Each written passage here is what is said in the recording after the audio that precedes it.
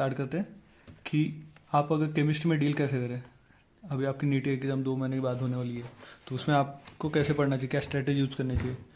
देखिए, मेरा score 140 plus था नीट में, तो मैं आपको बताऊंगा कि मैंने ऐसी कौन सी स्ट्रैटेजी यूज़ किया था, कैसे मैं पढ़ता था, जिससे आपको थोड़ा आइडिया है कि आपको कैसे पढ़ना चाहिए। तो देखिए, केमिस्ट्री में 3 चीज़ें, फिजिकल पढ़ना है, इनऑर्गेनिक और ऑर्गेनिक। तो पहले फिजिकल में देखते हैं। फिजिकल केमिस्ट्री मेरे को बेसिक बहुत ईजी लगता था, ठीक है। अब मैं बताऊँ आपको रीज़न क्यों। फिजिकल केमिस्ट्री में न्यूमेरिकल्स होते हैं, आपको बस फार्मूला अप्लाई करना है, सॉल्यूशन आ जाएगा, ज़्यादा दिमाग लगाने की ज़रूरत ही नहीं पड़ती। फार्मूला याद रखो, कंसेप्ट क्लियर रखो, अप्लाई कर दो, सॉल्यूशन आ जाता है, और वो भी इजी इजी रहते हैं, कुछ नहीं रहता। अब देखिए, मेरा फिजिक्स बहुत अच्छा था, 145 प्लस स्कोर था मेरा नीट में, जिसकी वजह से मेरे न्यूमेरिकल्स अच्छे थे। अब अगर आपका फिजिक्स अच्छा है तो आपको फिजिकल केमिस्ट्री बहुत ईजी लगेगा, तो मेरे को भी ईजी लगता था काफ़ी। तो आपको इस पे ज़्यादा ध्यान देना चाहिए, ठीक है। अगर आपने, अब इसमें कुछ चैप्टर है फिजिकल केमिस्ट्री में, जैसे थर्मो हो गया, इक्विलिब्रियम हो गया, केमिकल काइनेटिक्स, रेडॉक्स है, केमिकल बॉन्डिंग है। अगर ये आपने अच्छे से कर लिए तो आपका 70 से 80% फिजिकल केमिस्ट्री हो जाएगा इन चैप्टर की वजह से। बाकी के चैप्टर भी करने हैं, लेकिन इनको ज़्यादा फोकस में रखना है, ठीक है। अब मैं आपको पढ़ना है, उसका शॉर्ट नोट्स भी बनाने साथ में, ठीक है। तो देखिए, शॉर्ट नोट्स कैसे बनाने हैं। सपोज मैं थर्मो पढ़ रहा हूँ, मैंने थर्मो का चैप्टर ले लिया आज, कोचिंग के नोट से पढ़ लिया, मॉड्यूल से पढ़ लिया, कंसेप्ट क्लियर हो गया, फॉर्मूला वगैरह सब रट लिया। अब क्या करना है मेरे को, जैसे मेरा पढ़ के हो गया, मैंने कुछ न्यूमेरिकल सॉल्व कर लिया। अब जितने ज़्यादा मैं न्यूमेरिकल सॉल्व करूँगा उतने ज़्यादा मेरा कंसेप्ट बिल्ड होता जाएगा। और एनसीईआरटी का कुछ रोल नहीं है इसमें, ठीक है। आपको न्यूमेरिकल मॉड्यूल से सॉल्व करने वगैरह, एनसीईआरटी नहीं भी पढ़े तो कुछ फर्क नहीं पड़ता फिजिकल केमिस्ट्री के लिए।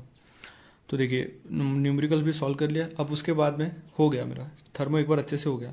अब इसको मैं क्या करूँगा, शॉर्ट नोट्स में एक पेज लूँगा, मतलब रजिस्टर लूँगा, उस पर फॉर्मूले लिखूँगा, पहला फार्मूला, दूसरा फार्मूला, उसके साइड में की पॉइंट्स लिखूँगा।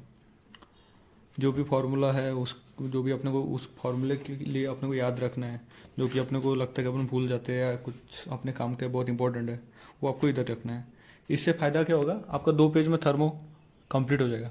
प्लस अब मैं नेक्स्ट जब भी रिवीजन करूँगा, सेकंड रिवीजन कल परसों, जब भी थर्मो फिर से पढ़ना है मुझे, तो मैं अभी कोचिंग के जो भी मॉड्यूल्स पढ़ रहा था, उतने बड़े मॉड्यूल्स तो पढ़ूंगा नहीं, तो उसकी जगह मैं ये 2 पेज के अपने शॉर्ट नोट्स पढ़ूंगा।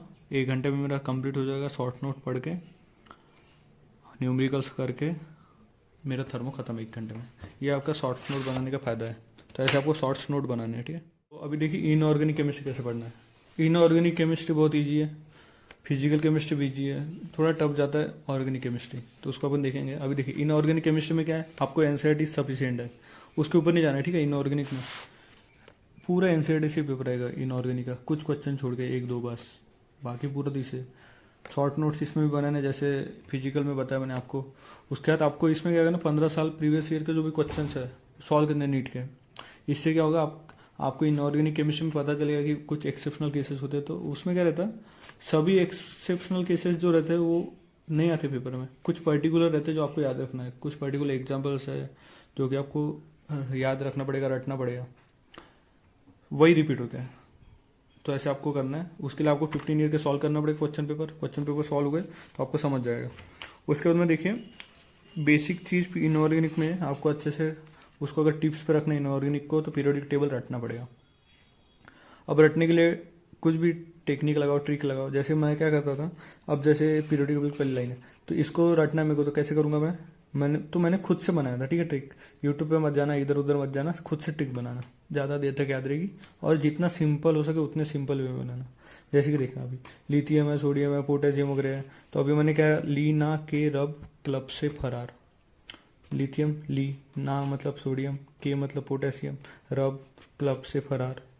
सेम चीज इधर भी, अब इधर देखना, कुछ एक्स्ट्रा नहीं तो बी पे एक अलग वर्ड, एम जी पे अलग वर्ड, सी ए पे अलग वर्ड, इतना नहीं बनाना है। डायरेक्ट जो दिख रहा है उसी से बना लो।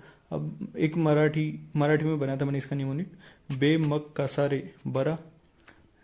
इसका मतलब कि तू कैसा है भाई, ठीक है। क्वेश्चन पूछ रहा हूँ मैं किसी को, तो वैसे बे मग क सारे बरा। देखो, पूरा जितना भी है उसमें एक भी फालतू का वर्ड यूज नहीं किया मैंने, एक एक वर्ड में सब यही चीज आई है। तो ऐसे आपको बनाना है। अगर आपने पीरियोडिक टेबल अच्छे से रट लिए तो आपका S block, P block, D block, F block बहुत अच्छे से हो जाएगा। तो इसको, पीरियोडिक टेबल बहुत इंपॉर्टेंट है इनऑर्गेनिक में। प्लस एक्सेप्शनल केसेस याद रखने हैं, और ऐसे आपको इनऑर्गेनिक केमिस्ट्री से डील करना है, ठीक है। अब देखिए ऑर्गेनिक केमिस्ट्री में क्या रहता, मेरे लिए टफ था ये,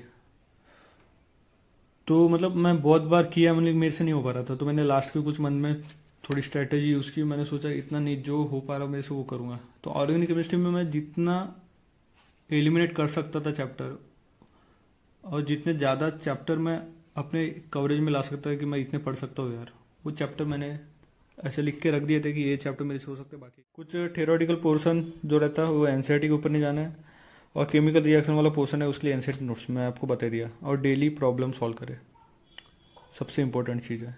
डेली आप सॉल्व करेंगे, आपके और कंसेप्ट बनते जाएंगे, आपको सब क्लियर होते जाएगा, और आप इजीली केमिस्ट्री में अच्छा स्कोर कर सकते हैं। अब कुछ मोस्ट इम्पोर्टेंट चैप्टर्स हैं जो कि आपको आना ही चाहिए, ये आपको करना ही है। अगर ये आपने करीब 60-70% आपका सिलेबस हो गया समझ लीजिए, मतलब आप 120 के आसपास स्कोर कर सकते हैं अगर इतना आपने कर लिए तो 180 में से। तो आप देख लीजिए, ये कोऑर्डिनेशन केमिस्ट्री करना, P block, D and F block, chemical bonding, thermodynamic, equilibrium, solution, redox reaction, chemical kinetic, general organic chemistry 1-2, hydrocarbon, alcohol phenol वाला और अल्डिहाइड वाला, इतने आपको करने हैं, ठीक है। ये आपके इसका स्क्रीनशॉट भी निकाल सकते हैं। ये चैप्टर तो आपको मस्ट है, करने ही है कुछ भी हो जाए। तो ऐसे आप केमिस्ट्री के लिए प्रिपेयर कीजिए, आपका अच्छे से हो जाएगा, आपका अच्छा स्कोर रहेगा। मैंने बस यही स्ट्रैटेजी यूज़ की थी, और मैंने एनसीईआरटी और अपने कोचिंग के नोट्स के ऊपर मैं गया भी नहीं था। ज़्यादा टफ क्वेश्चन करने के पीछे मत भागिए प्लीज़। मॉडरेट, आपको किसी भी सब्जेक्ट में प्रो नहीं बनना है, तीनों सब्जेक्ट में मॉडरेट रहना है। नहीं तो पता चल रहा है कि नहीं, मैं बायो में 360 में से 360 लाना है मेरे को, तो मैं उसको ज़्यादा ध्यान दूंगा। इसके बाद आपका केमिस्ट्री और फिजिक्स रह जाएगा, उसमें 360 भी नहीं आएंगे, और अगर आ भी गए तो कोई फ़ायदा नहीं है। अगर नहीं, चलो सपोज बायो में 360 के पीछे ना पढ़ के आप अगर उसको नहीं कर 320 भी आते, तो आपका केमिस्ट्री और फिजिक्स हो पाता था। अगर ये होता तो इसमें 100-150 ज़्यादा बढ़ जाते थे। वो 20-40 मार्क के लिए आप इधर 100 मार्क आपके जो केमिस्ट्री और फिजिक्स में आ सकते थे, वो आप अपना लॉस कर रहे हो।